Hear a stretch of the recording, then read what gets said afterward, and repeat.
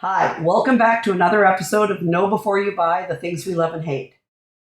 Today I am joined by Jennison Asuncion, one of the leaders in our industry. And Jennison, go ahead and give people the too long did not read of who you are. So I'm Jennison Asuncion. I currently am at LinkedIn. I head up accessibility engineering evangelism. I'm also co-founder of Global Accessibility Awareness Day, and just recently took over as chair of the Lighthouse in San Francisco. Excellent. There's a lot in there that we won't cover today, but maybe we have some future potential, eh? Yeah. So, because this is based on, what we do in our general lives, tell us a little bit about your home situation. So I live in an apartment. I rent an apartment in downtown San Jose. I've been there. I recently moved to San Jose, but I've always rented. And and of course, one of the things I was looking at when I was looking at different apartments were the appliances to see if there'd be any accessibility. Yeah, gotchas. Renting is its own nightmare, isn't it? Mm-hmm. So we always start this out with what are your hates? What are the things in your apartment like, oh my God, or even in your previous one? You don't even have to talk about your current one. What is like the thing that just drives you crazy? From an accessibility perspective. From an accessibility perspective, yeah. Currently in my current apartment, I have one of those flat stovetops. Oh, yeah. Right? Is it one of the quartz stovetops or an induction one? We'll say quartz. Okay. Yeah. Now the actual oven, I had to put tactile markings on because it was all touchscreen. Okay. Same with the microwave, of course. Yeah. But in terms of things that bug me, I guess it's mostly the stovetop. I don't use the thermostat. Okay. Fortunately, we have really nice weather in San Jose. We do, don't we? So I can just open the windows when I need that. But yeah, that's basically the big pain point is the stovetop. Yeah. I have an old style washer dryer with actual dials. That makes life nice. Yes. So they're in suite, so you've got those. Yeah. So you do your best to make sure those things don't break down, because if they replace them, you're it's in gonna trouble. be it's gonna be a touch screen. So, do you have any tricks to people who have flat top stoves that you've learned, or do you just do you cringe? No, there's a level of muscle memory. Like after someone showed me when I moved in, like where the burners are. That's kind of important to know. So your muscles do remember where things are that way, or you can kind of guesstimate. So there is that. And what I could have done, and I was thinking of doing, which I didn't, was there's edges that I could have put like a little tactile marking to know where the burners were. There's nothing stopping you from doing it still. That's the thing, is if it gets to be a pain, you can deal with it. There's a product on the market that I've really wanted to try out and see if it would actually work for us.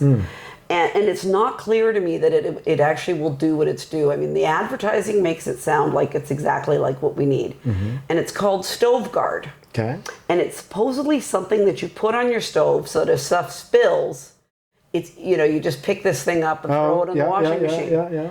And, my husband and I have been thinking that, one of these days we might find somebody with a laser cutter and try and see if we could do like a heat-resistant rubber and just cut where the burners are. So then, the blind person can put this template down on the stove, and then, it's actually easy because then you just put it in the hole. Yeah.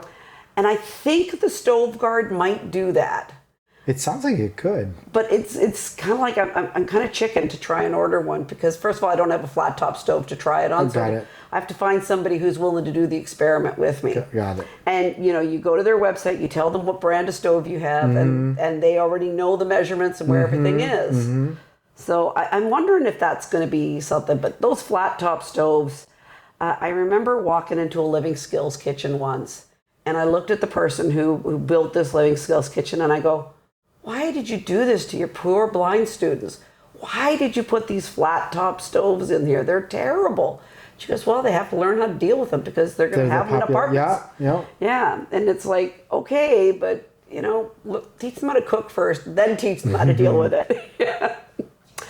Anything else? Anything else? No, everything else, like I said, there's dials on the washer dryer, so thankfully that's there. I don't use the dishwasher. Okay. But that has buttons and things on it too. But I suspect that everything is menu driven. Everything's menu driven, yeah.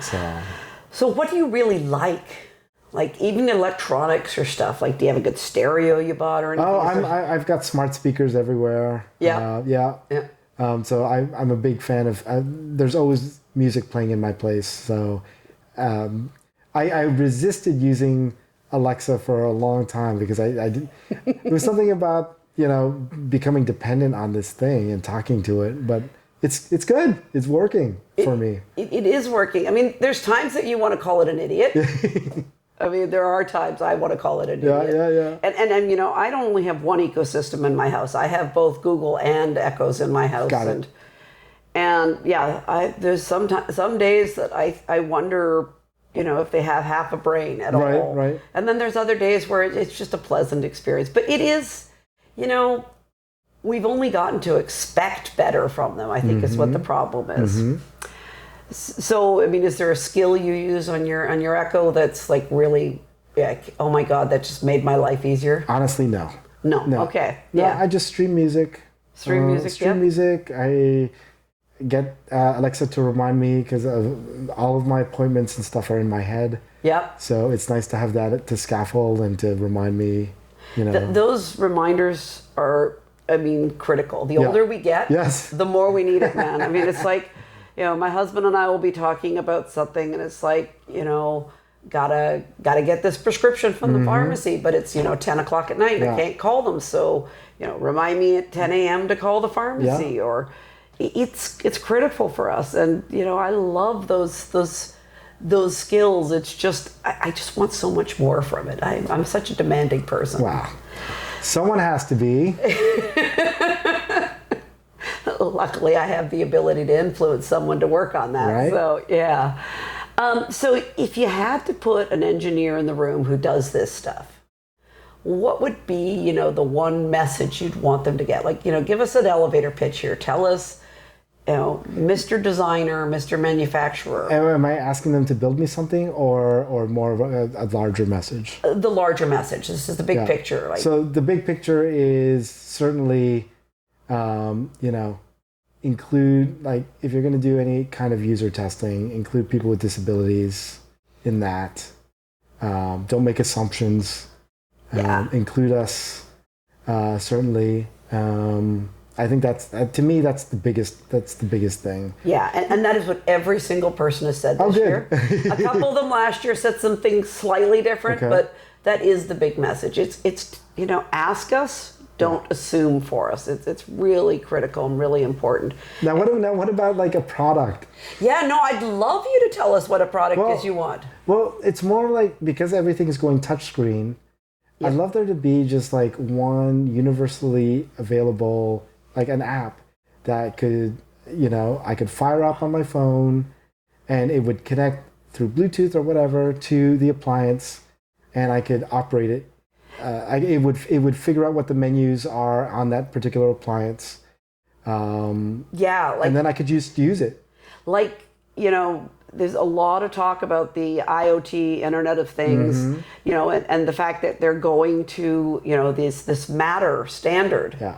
It'd be nice if Matter had a here I am and here's my instruction set included in it. Yeah. I think that's what you and I need to do. Let's go to CES next year and push for that.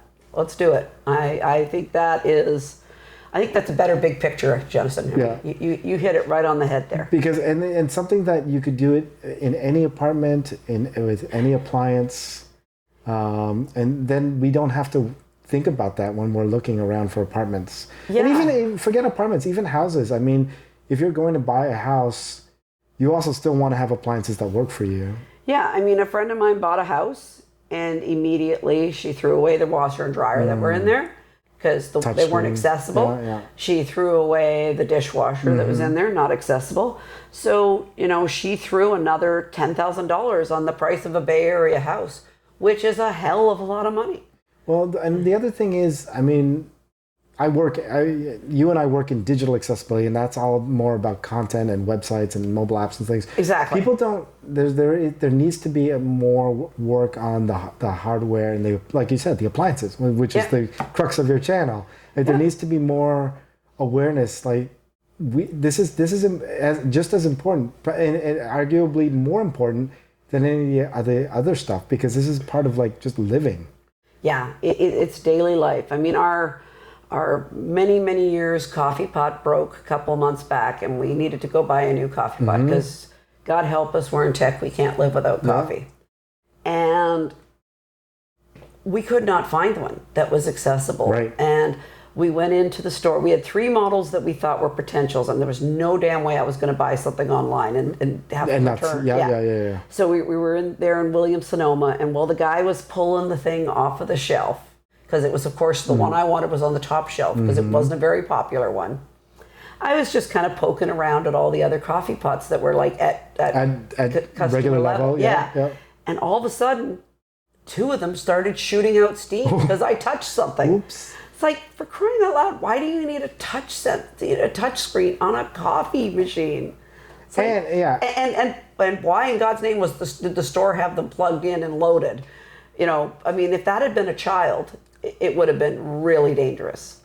And I know, Lucy, what I'm about to say is like preaching to the choir, but the reality is, by making those more accessible, it's not just for us, right? No, it's not.